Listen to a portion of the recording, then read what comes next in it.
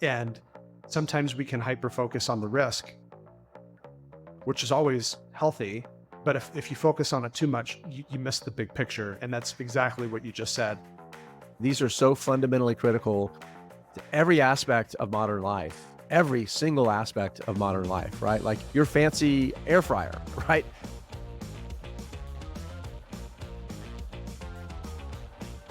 Hey everyone, welcome back to Chipstock Investor. Today we have a very special episode because we have a guest on the show. This is Jason Hall from Investing Unscripted.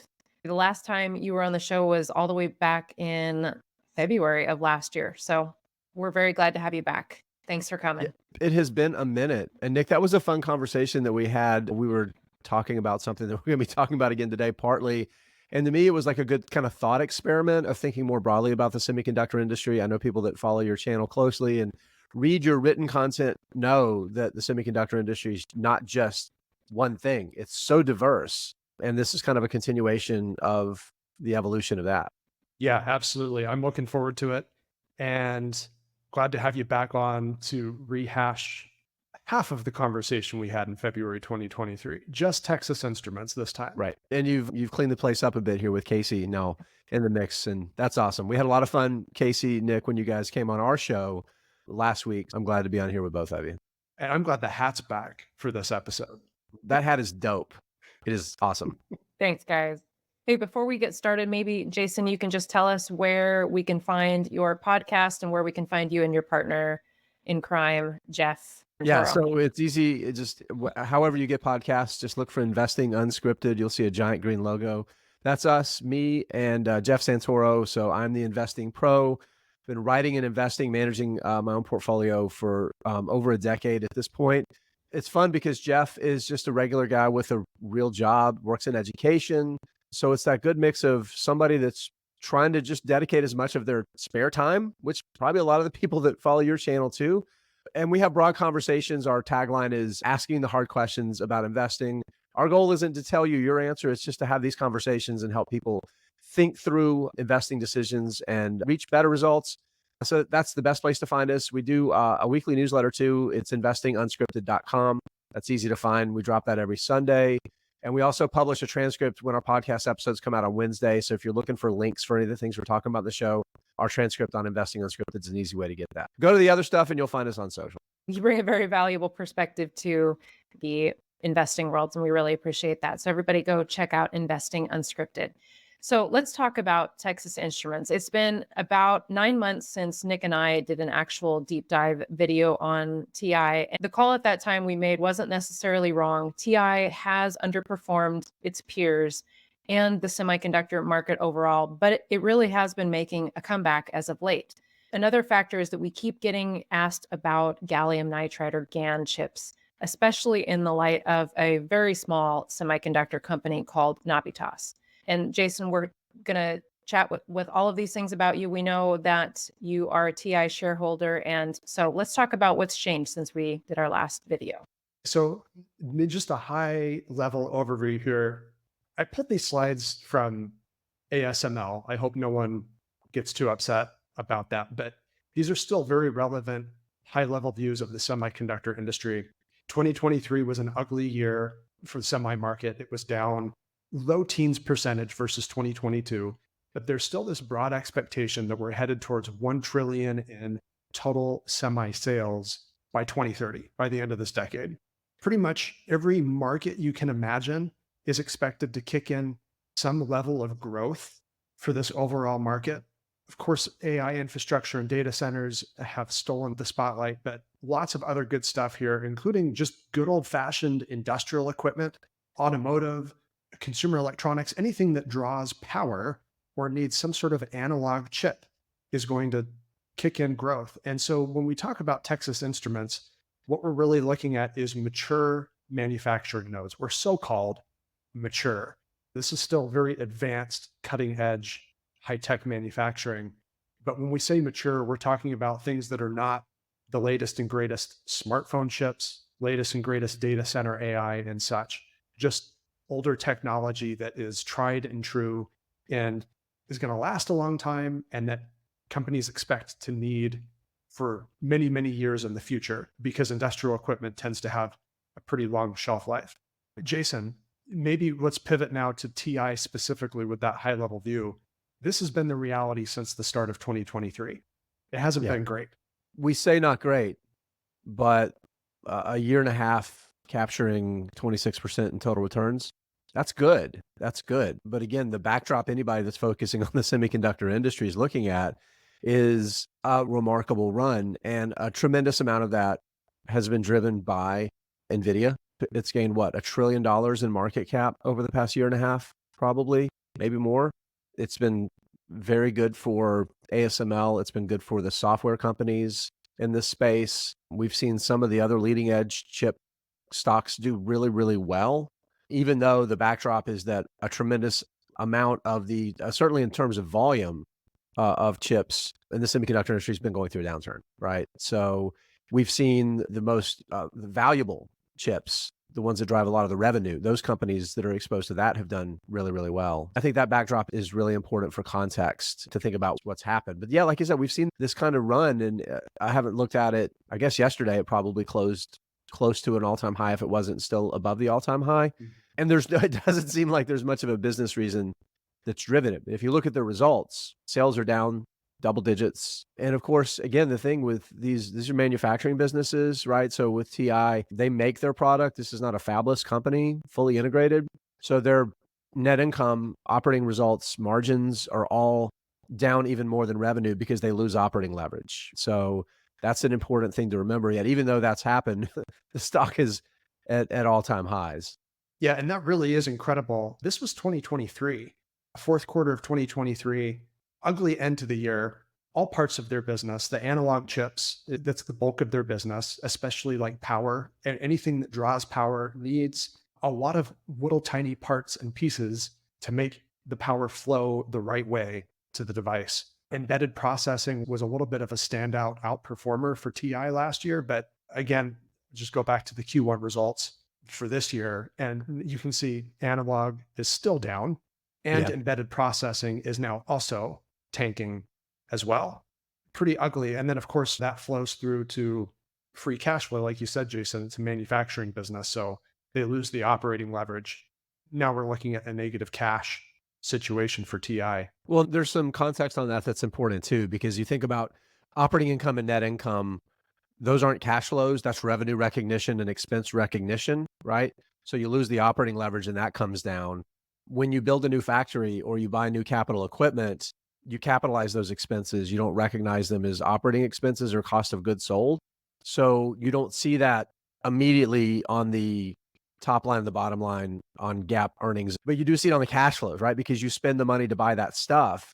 And TI is in this phase right now, and there's more slides later. We'll talk about like their CapEx holiday they went on for 20 years, really. They're spending a ton of money right now on some initiatives that ideally they're going to generate incremental gains in margins and profitability, but it's costing a tremendous amount of cash right now to do those things. Yeah, that's right. So that's what happens. We know that the stock has rallied a bit this year, quite a bit this year, up almost, I think, 28% just the last 6 months. So let's maybe pivot to the outlook for Texas Instruments. What are the positives for a possible rebound for the company? Well, the Q2 outlook was terrible. So it can't be Q2 that is causing this rally. Midpoint of guidance, revenue is still expected to be down 16% year over year. And then again, operating leverage hitting them, earnings per share going to be down even more than that, 39%. So one thing I can think of is much like the rest of the analog and power chip industry, we're expecting the next growth cycle to kick in the second half of this year. The problem with TI is they have never guided on cycles, on the progress of the current cycle, and they're not going to change that. So they had no commentary about any rebound in business coming the second half of the year. So in my mind, that leads us to a second possibility as to why the stock is rallying. And Jason, it's what you already alluded to. They have some pretty ambitious manufacturing projects in the works. Yeah, the thing that's really interesting, and you mentioned it before, TI is incredibly different than we think about semiconductor manufacturers. And of course, a lot of the names that I think you have more sophisticated followers that kind of know this about the industry, but Texas Instruments vertically integrated. So you might think of like an Intel, right? That they do everything, they design chips. They manufacture, they package like the whole soup to nuts thing. And that's what TI does as well. But the difference is when you have the latest and greatest, that next bleeding edge, like ASML's EXE machines that are about to come out that are going to be a step change forward in technology. Texas Instruments is focused on being able to sell the same semiconductor for the next 10 or 20 plus years, right? Because that industrial market, like you said, if you have a piece of industrial machinery, you're measuring its life cycle in decades, you need to be able to replace parts and you need that predictability of availability of parts, right? So what TI has done over the past 20 years is leverage its existing assets to generate very, very, very strong cash flows by making a lot of the same thing over and over again for many, many years. But they see an opportunity to step to a larger wafer size, and that's going to drive a lot of margin just by having a larger wafer size, produce more silicon every time you print a wafer, and they're going to gain a lot. They're expecting it to go from a theoretical 60% gross margin to 68% gross margin. That's a lot of gross margin dollars, right? You're talking about 8 cents on every dollar. Yeah. So that's the idea. And they're talking about moving a pretty substantial portion of their existing business to this larger footprint, even as they're growing their manufacturing base, right? This is the thing, Nick, that this isn't new, right? We've known about this for 3 years. They've been talking about this. So yeah. So this is one of the facilities that they're rolling that out in, luckily it's not a greenfield, right? They're just bringing in their manufacturing here. But there's another facility in Texas, I think, that they're upgrading. The left-hand picture of the left and right-hand side is Sherman. Richardson, Texas and Sherman, Texas, which are actually pretty close to each other, both outside of Dallas. Again, the idea is that even if revenue doesn't necessarily grow significantly from the mid-cycle peak, right? So we're still at the bottom cycle. The company's saying we can make a lot more cash once we bring these facilities online. Yeah, that's right. And they have been sharing this slide for a while about even in this downturn, they still generate positive operating cash flow, which allows them to make most of these investments. We'll come back to how aggressive the pace of those investments have gotten here in a moment. Yeah. The takeaway here is they have the money to do it. There's one other thing though, Casey, you had mentioned gallium nitride, GaN chips, and Navitas semiconductor. Lots of investors wanting that to be a thing, want Navitas to be a thing. This is an interesting little news tidbit that I think a lot of people were maybe not even aware of in the first place. Yeah, actually, Texas Instruments is developing gallium nitride chips. You can see this slide that they have there from their investor presentation. Gallium nitride is a wide bandgap semiconductor. There are some overlap in applications between silicon carbide and gallium nitride, as you can see from this image from Infineon. Great applications for higher voltages, greater energy efficiency. Yeah, and this is all speculation at this point because we actually don't even know, and we're probably never going to be told by TI's management team, the size of the gallium nitride business. All that's been hinted is that they're the leader, the current market leader in gallium nitride. But this news tidbit from TrendForce that actually came out back in March, and I think just fell through the cracks, is that they're also migrating that gallium nitride business over to the same 12-inch, 300 millimeter wafer, which again, like you were just talking about, Jason, could mean greater cost control for TI, which means potentially we could be looking at what has traditionally been a really cool leading edge substrate for semiconductors, but expensive. Suddenly TI is able to undercut that market and sell these chips for a whole lot cheaper than anyone else can. Yeah, I think there's two aspects of it, right? The number one aspect is leveraging their existing resources to make a volume play on it. And they've been really, really good at that with their analog business. I think one of the keys that we need to see with gallium nitride, and it's the same way with silicon carbide for those applications, is it's just more expensive, right? Other costs for other things have to continue to come down. So I know one of the things with gallium nitride is applications that kind of start playing over in the renewable space. So thinking about like inverters for solar, that as solar panels get larger, like one of the things the industry's tried to do is it's just like with the wafers, the bigger you can make a single solar panel, the more power you can capture, the more efficient you can make it. The issue is you're running into is inverters that can handle the DC current coming out of those panels and then convert it to AC and feed the grid, right? So one of the things that gallium nitride could potentially solve is that allow the utility scale solar panel business to maybe find even more efficiency there, because the bigger the panels get, the cheaper the per unit cost of power they produce is. And then all of a sudden, maybe it makes sense to pay a little more for gallium nitride in your inverters, right? So that's one of the things that could happen. So it's really interesting to see if by scaling up, it isn't so much that they're able to get more margin, it's just that they're able to bring the cost down where they can sell more. So maybe you don't get more gross margin percent, you get more margin dollars because you get bigger revenue. So that it'll be interesting to see how that plays out. But again, this is still, relatively speaking, it is a small industry, but it is nascent. So it could be a place where we see more growth than maybe the companies letting on. They always hold these things closer to vest than a lot of the other companies that are talking about innovation, because what they're talking about is just nuts and bolts, blocking and tackling as being an excellent manufacturer. And that's not exciting, but it's exciting because it can make the business more profitable. I don't know if that's one of the factors that's driving the stock. It's so nuanced and nerdy that I don't know that it is, but it'll be interesting to see if gallium nitride could play a role in that, because it's certainly cheaper than silicon carbide, but silicon carbide, like where it focuses, is even a higher current. So like an EV, got a Tesla Model S Plaid edition, right? You're talking massive amounts of current. You're moving from the battery to the motors. As we're seeing electrification start to move into heavy industry, heavy equipment, it's even more current, right? Starting a bus going, or an 80,000 pound tractor trailer with EVs, is even more power intensive. The question for me is, thinking about these higher current markets, how much of it will gallium nitride really be able to serve?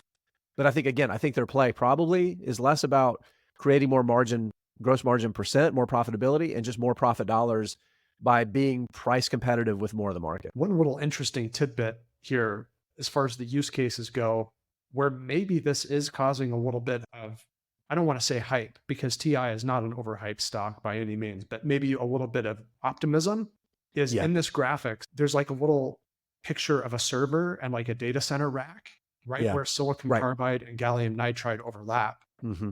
And there's another fabless power chip designer called Monolithic Power that has definitely caught onto the hype cycle, because it suddenly seems like, hey, these big AI clusters with these big racks and GPUs in them draw a massive amount of power. Maybe something like gallium nitride from Texas Instruments, which historically does serve the data center market, maybe this is one big reason why they're making a move on moving those wafers over to the 300 millimeter process and trying to get that cost competitive. That's speculation on my part. Yeah. But could be interesting to see if they have any commentary on that. Thinking that through one level, I think the value there is one of the things that all of the big players in this space are thinking about is reducing energy demand and making that transition to gallium nitride. You just get more efficiency, right? And you're talking about deploying billions of these GPUs across thousands of data centers. And if you can bring the efficiencies, even fractions of percentages improvement, that's a tremendous amount of savings and reduced power demand. Those are some great factors that could be moving Texas Instruments, but there are some concerns regarding capital expenditure plans. Let's talk a little bit more about that. We showed some of those slides previously, but let's dive into that a little bit deeper and peel back the layers here. They were on such a long CapEx holiday, as we like to call it, but now they are aggressively spending about $5 billion per year. Yeah. So our last deep dive, this was our concern last summer, 2023, almost 9 months ago. And I think this is, optimism aside, my concern is that we're not done re-rating Texas Instruments, because they still have a couple of years to go with this elevated level of CapEx. Yeah, no, they do. I don't know the exact number, but I would say it's next couple of years, it's going to be probably somewhere around $5 billion a year. They're probably going to spend. And a couple things, the way I think about this. Number one, and Nick, this is something you talked about when you guys came on Investing Unscripted. We talked about China and the semiconductor industry, risk versus opportunity. And one of the things you talked about is how a lot of Chinese companies have really moved into this space. And the question is going to be how safe is it to make assumptions of future margins based on past margins when the competitive environment in a market that we know can get government assistance and go after your margins, take the Bezos playbook a little bit, China edition. So that's a concern, is like, how much are these investments based on prior expectations going to generate future results? So that's a concern. Then I start thinking about paying for it. The company pays about $4.5 billion a year in dividends right now, earned just over $6 billion in operating cash flow over the past 4 quarters. We've seen that come down a lot from closer to 8 or 9 billion at the peak. So the question is, what is it going to look like over the next year? All of a sudden, 6 billion in operating cash, and you're already paying out 4.5 billion of that to shareholders, and you're going to pay $5 billion to this year to fund your capex. You got cash, you got $10 billion in cash on the balance sheet, but I've watched that grow too. The company had $5 billion in debt 5 years ago. It's got $14 billion in debt now. Interest rates have gone up a ton. So that's another cost of capital that you have to think about. So they have to thread the needle here, I think, is the point. Thinking about kind of the midpoint of the cycle, and not just when things are the best, like they were back in 2021, or where they are now, which is probably, hopefully, close to the bottom of the cycle. And thinking about the midpoint of the cycle, like the degree of difficulty for pulling off this capital expansion versus prior growth phases that they've gone through is certainly difficult, because they're doing a lot more and they're spending a lot more. And maybe it's our perception, but what feels like a more competitive environment. But Nick, there is going to be a lot more demand for these chips too. They're being dragged along. Like, this is the tugboat that's being pulled by the battleship that's AI and advanced computing and accelerated computing, because you need a lot of analog semiconductors for every advanced semiconductor you deploy. I think the tailwinds are still favorable. It's just the margin of difficulty to pull this off is a little bit higher. I like how that came full circle right there. So back to the ASML slide from a couple of years ago, because you're absolutely right. And sometimes we can hyper-focus on the risk, which is always healthy. But if you focus on it too much, you miss the big picture. And that's exactly what you just said.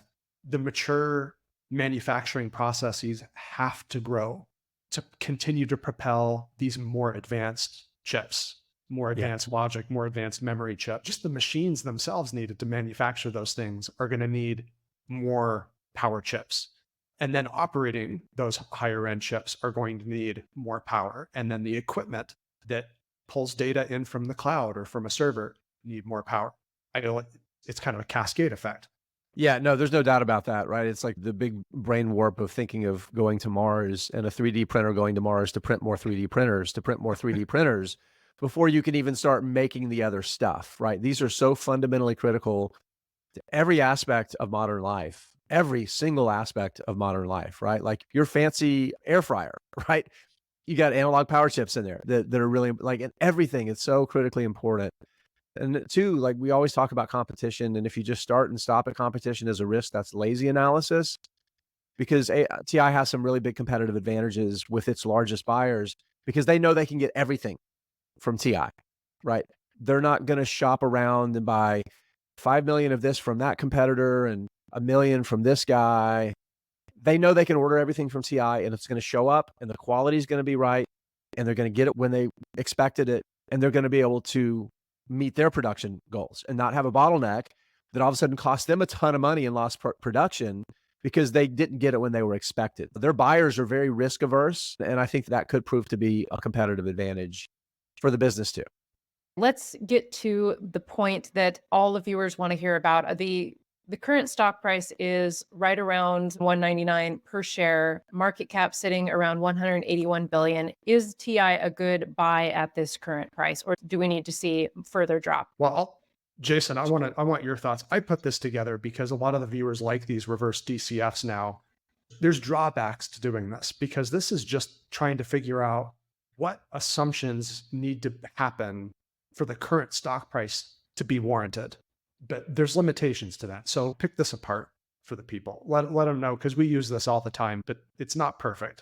Yeah, so I think there's a lot that's useful here. And it's I can't remember which, if it was Eisenhower, I think maybe it was Eisenhower that said it. It says, no battle plan survives first contact with the enemy. And then the other quote is, it's not about the plan, it's the planning. And going through this effort, going through this exercise is really, really useful to give you some baseline of how to think about it, because whatever your fair value is either absolutely right or absolutely wrong, right? It's just, that's the reality. But this is really useful to have some assumptions in play. And I think it's largely right. And I mean, it just works out. The stock price is, it's about $199 today. So the market opens up as we're recording this. The key is going to be your assumptions about earnings growth and really extrapolating that to cash flows growth. And of course, you're saying 25 cents a share over 6 years. It's not going to be linear, right? They're going to bring some facilities online. And if everything works, cash flows are going to go up 4x, right? That first year, right? And they may go up another 30% the year after that. And then you might see 10 or 15% after that, depending. So I think that's the important thing to remember, is that it's not linear. But I think broadly, your assumptions are pretty close to right. Again, with the caveat that what we don't know is how new competition and the cycle for continued growth and demand is going to play out 3 to 5 years from now. Are we going to go into maybe the down part of the cycle with demand for accelerated computing, where all of the big spenders have spent their money and they need to step back for a year or so? And we see a downturn in the cycle that affects TI when their industrial business goes gangbusters. And now all of a sudden they see weakness on the accelerated computing side. Those are all factors to consider, but broadly, I think you're right. The thing for TI to me is, when you think about the most exciting growth companies in the industry, TI ain't it. And you shouldn't buy it expecting that. But if you want a stable business that can create cash flow value, they've proven they can do that. We'll see if Elon can do it in the same way that his predecessor did it for the 2 decades prior, or if he just set him up by underinvesting in capital deployment for 2 decades, and it's going to make it harder for him to generate the same level of return for investors. Those are good points. And I like your point about the 25% growth for 6 years thing. It's not going to be consistent. And I had a little mini rant yesterday on a live Q&A session about that with NVIDIA, because Casey and I got blasted with these models when we were buying NVIDIA stock in late 2022 and early 2023. Yeah. Saying that, like, you're crazy to buy NVIDIA. You have to factor for 35% growth for 10 years for this to make sense. And it never occurred to any of those folks that, what if earnings grow 500, 600, 700% in a single year? Right. And you're exactly right. With a company like TI, when it's a cyclical business, that's exactly what happens, as crazy as that sounds. Yeah. Yeah. And that's why the stock can look crazy expensive right now, even though when you just factor in a little bit of more capital and then bringing those facilities online 2 years from now, the results could be, nearly an order of magnitude better on the cash flow side.